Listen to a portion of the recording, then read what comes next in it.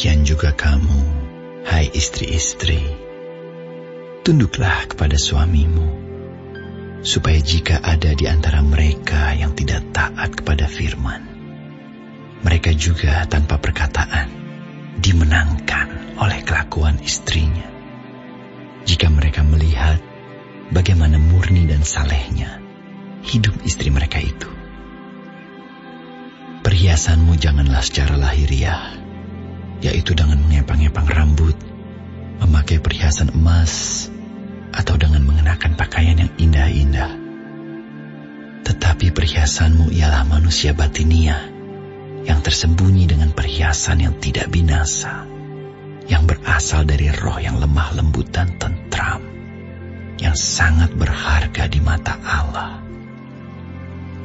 Sebab demikianlah caranya perempuan-perempuan kudus dahulu berdandan, yaitu perempuan-perempuan yang menaruh pengharapannya kepada Allah. Mereka tunduk kepada suaminya, sama seperti Sarah taat kepada Abraham dan menamai dia tuannya. Dan kamu adalah anak-anaknya jika kamu berbuat baik dan tidak takut akan ancaman.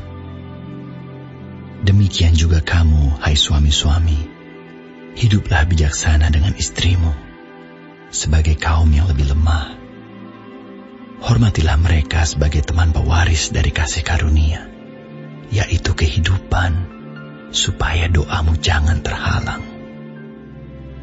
Dan akhirnya, hendaklah kamu semua seia sekata, seperasaan, mengasihi saudara-saudara, penyayang dan rendah hati. Dan janganlah membalas kejahatan dengan kejahatan, atau caci maki dengan caci maki.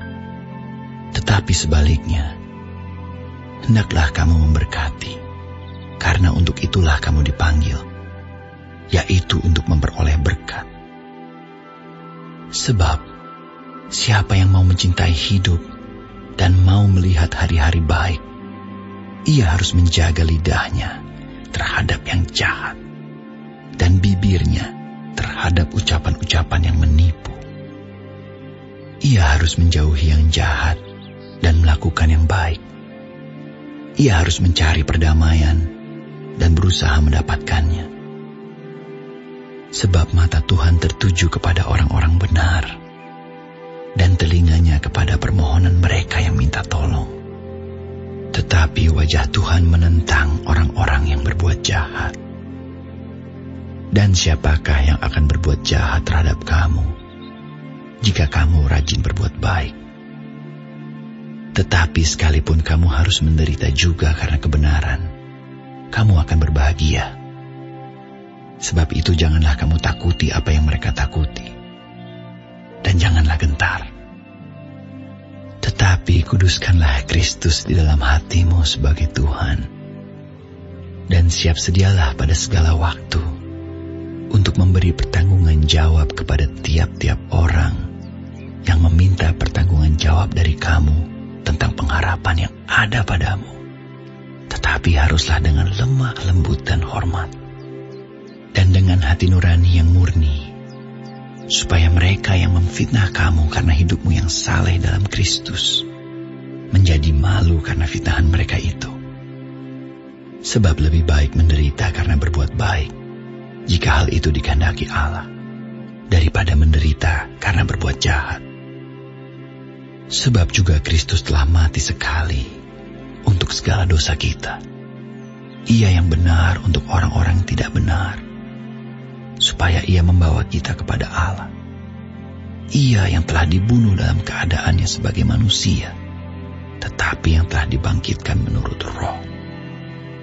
Dan di dalam roh itu juga ia pergi memberitakan Injil kepada roh-roh yang di dalam penjara, yaitu kepada roh-roh mereka yang dahulu pada waktu Nuh tidak taat kepada Allah, ketika Allah tetap menanti dengan sabar waktu Nuh sedang mempersiapkan bahteranya, di mana hanya sedikit, yaitu 8 orang yang diselamatkan oleh air bah itu.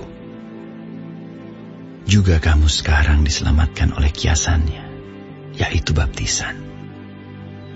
Maksudnya bukan untuk membersihkan kenajisan jasmani, melainkan untuk memohonkan hati nurani yang baik kepada Allah oleh kebangkitan Yesus Kristus yang duduk di sebelah kanan Allah setelah ia naik ke sorga sesudah segala malaikat, kuasa dan kekuatan ditaklukkan kepadanya.